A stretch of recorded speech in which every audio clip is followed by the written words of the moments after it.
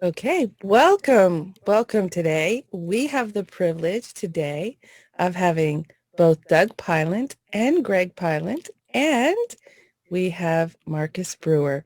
And we are privileged to have Greg, who is one of the inventors of just this innovative, creative product that I am so excited about and feel like it is going to bring hope in the midst of such negativity and such tragedy in the midst of all of the COVID things that are going on. So we're excited to hear from you, and I'm going to turn it over to you, Greg.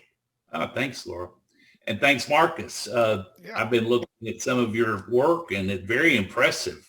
Wow, coming right out of the gate with so much information and so many tools. Thank you. That's very impressive. I want to give you a little background about this product. We didn't wake up one day when COVID was here and say, well, let's come up with products. This has really been an area of development for being able to prevent pathogens that we've been involved with. I've been involved with for a number of years. I'm going to give you just a little history. I've been in the medical business for 30 years. We've owned a FDA approved facility for 20 years. And so medical products have really been my emphasis. And I always look to come up with something that has a need that there's not another technology out there. How do we solve a problem that up to now has not been solvable?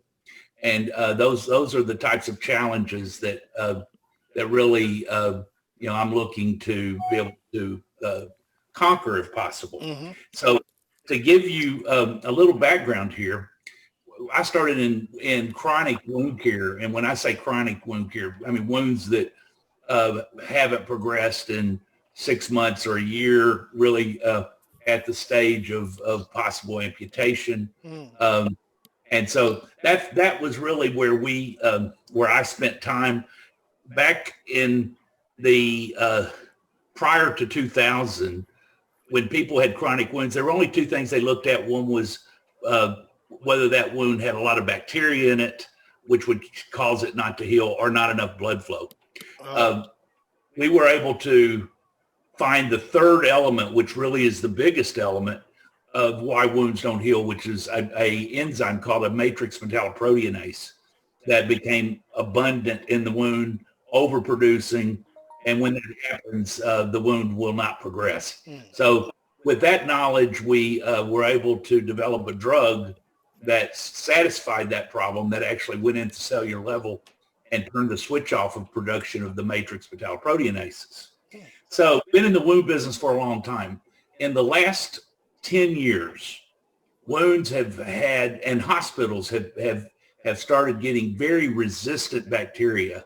And today there's just some terrible bacteria that are happening in hospital settings that really cause such long-term problems. C. diff is probably the worst, but you've heard of all kinds of different new strains of bacteria that are really, really harmful. In wound care, there have been this whole new area of particular types of bacteria that have found their way into wounds. And so in the last 5 to 7 years, I've started looking at an additional technology for chronic wounds, one to take care of the pathogens or the bacteria. And in that process, we started also looking at how to be able to fight viruses. So, bacteria and viruses kind of go hand in hand. You can develop a technology that will kill the real difficult bacteria, actually killing viruses quite a bit easier. Now I'm going to give you just a little bit of background about hand sanitizers. The alcohol-based hand sanitizers, which are widely used because they're easy to make and there's a lot of alcohol out there. But the bacteria will become resistant to alcohol. we put into some of our testing, and you'll be able to read the full test or see the summary. But when a person starts using alcohol, it starts off to be about equal to our hand sanitizer. But as they use it more and more, literally within weeks and months, it drops in its level of being able to fight off the bacteria. So alcohol-based hand sanitizer just doesn't continue to give performance to be able to protect someone. So our product is a water base that will continue the kill rate consistently. It does not, the strains of bacteria do not become immune to our product. So that's a very important point. But Yes. overall, I want to tell you, kind of where a hand sanitizer to be approved has to kill 10 of the real normal bacteria, not the difficult ones, but the normal bacteria, and has to kill them in about 60 seconds. And so to be able to claim a product, they look for it to kill at least 3 log, which is just a way to measure how much bacteria they're being tested against, again, in 60 seconds. Our product kills not only the 10, but all the difficult ones, including C. diff and including spore, C. diff spore, which is a different type of problem, but it's a lingering, even if you kill C. diff, it leaves behind, I'll call them little seeds. Mm-hmm. And when the seeds are touched by any other bacteria, you now have this new breed of bacteria with C. diff. And so we actually kill the spore as well. But when our product was tested to show you how excellent the performance was, we killed the 10 that you have to test against, plus the difficult ones, all in less than 30 seconds with a log kill of 5.5 to 6 logs. In other words, the performance of this product is just off the scale when it comes to cleaning and sanitizing against the most difficult. MRSA, C. diff, those are 2 at top of the list, but it actually kills those. Most hand sanitizers won't touch things like that. The only way that they really can clean and get rid of C. diff is bleach, which we know is very carcinogenic, putting on your hands. So this is very safe, but gives you the same capability that something like a solid bleach on your hands. So we think that that's the kind of thing that you really need, and it kills COVID-19. What an important thing. Absolutely. So it does give a residual kill. This is what also makes it so it kills it very quickly, but because this is a mixture of active ingredients that we have patented and a couple patents pending, but it will actually lodge into the first layer of the skin. And one of those ingredients is copper, and the virus is actually attracted to copper. We found it very interesting. We thought first when we did the research that maybe it was just because it was shiny, but we put silver in and other elements that are antimicrobials, but the virus did not attract to silver or the copper was the only one we could find that the virus would actually move to the copper. And the way we kill it is we destroy what's called the envelope or the body. A virus, of course, is not a living thing, but when we say kill it or it's alive or dead, what we mean is it infectious? Can it still infect a person? Will it still find its way in the body and cause infection of that virus? Or is it at a point where it can't do any harm, or can we make it non-infectious? So that's really the definition of killing it or not.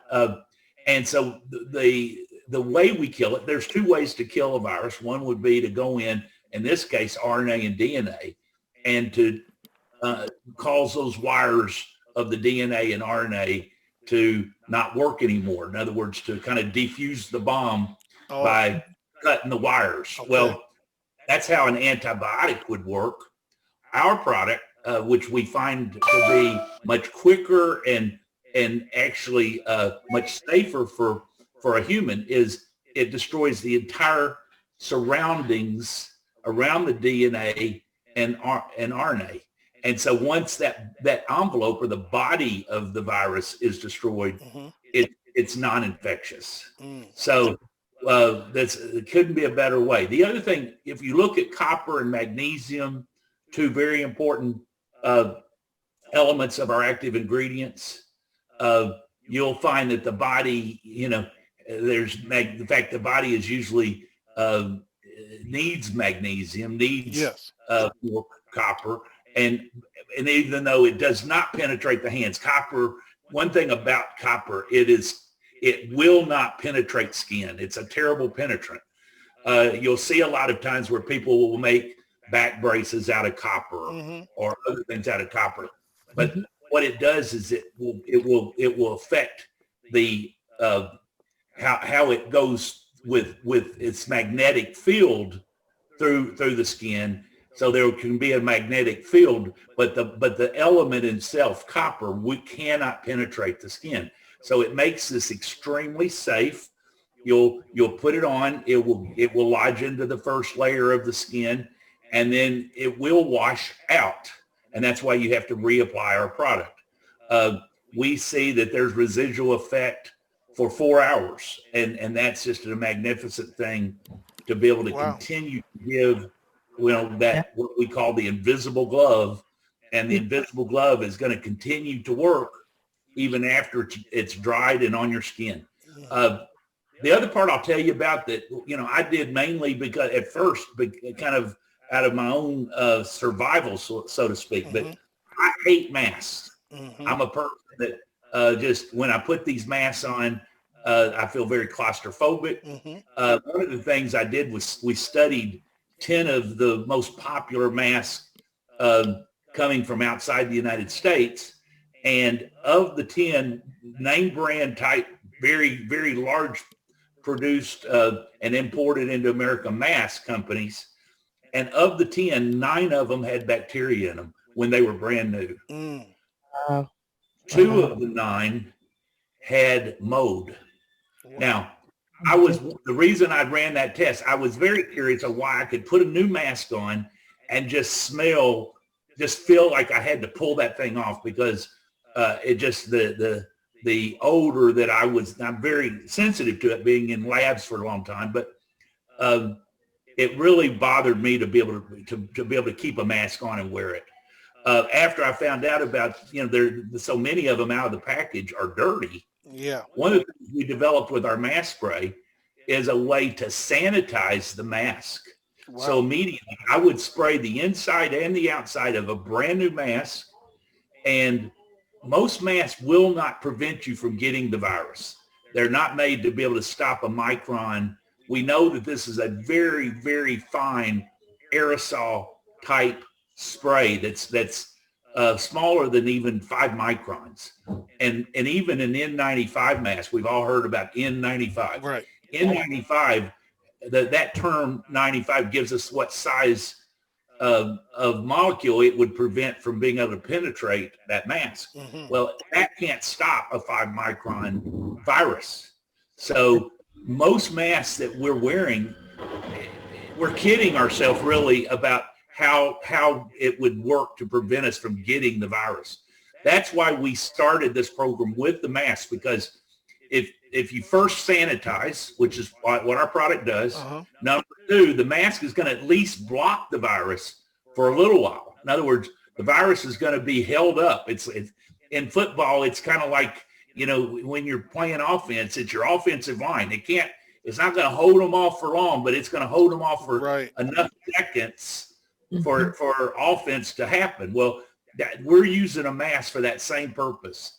It's to just block, like for a couple of minutes, and our product will then kill the virus while it's being blocked by that material. Gotcha. So with the mask spray, we talk about sanitize, block, kill the virus, and then reuse the mask, because unfortunately, under today's need for masks, most people are having to use even disposable masks for long periods of time.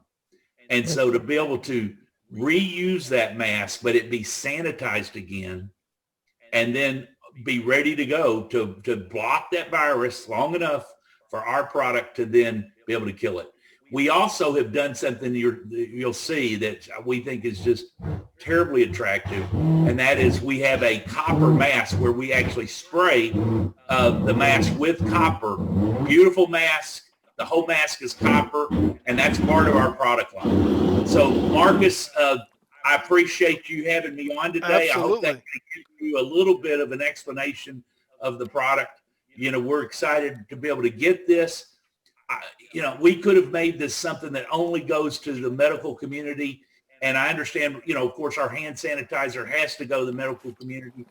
But, you know, more than anything, we want to get this product into you know, mothers' hands for their kids to go to school, for people to be able to, you know, have a life again, be able to go to church on Sundays. Gotcha. And be back to where they're meeting their friends and you know, where society can start back. The way for that to happen is to totally have a prevention program that will protect individuals. And if you can kill it when it hits your hands, you keep it from getting on, you know, on your face, and then, you know, being able to keep it from your mouth and your nose. You really have done something that really helps to keep us virus free. And So powerful stuff, Greg. And before you go, I know a lot of people that hear this information and they're just wondering, you know, how much of this is verified. Can you speak to the documentation with the powerful conversation that you've given on, you know, exactly what's there's approved? nothing I just said. I'm pretty trained from a medical standpoint. We overprove them versus anything we say. We have not only tested in our labs, but we've gone to outside certified FDA, ISO certified labs to prove it out as well. So none of this is based on possible belief or even our own laboratory testing. It's based on our testing and then having it certified by outside FDA approved labs. So Wow. Science has to be there, and it has to be proven and verifiable. It has to be consistent. You have to have absolute predictable outcomes.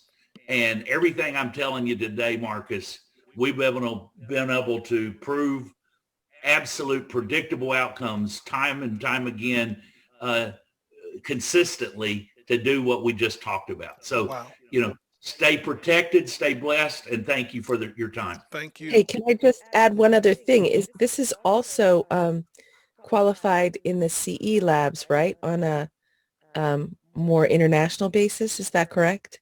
Well, every place we go that's ISO, when I say FDA and ISO is International Standard Organization. Okay, So thank you for clarifying. we don't test anywhere that particular test wouldn't be accepted around the world. So Okay. we only pick labs that are International Standard Organization certified. Okay, thank you for clarifying that. I appreciate that. Thank you very much for your We're time, excited. Greg. Really appreciate Yeah. it.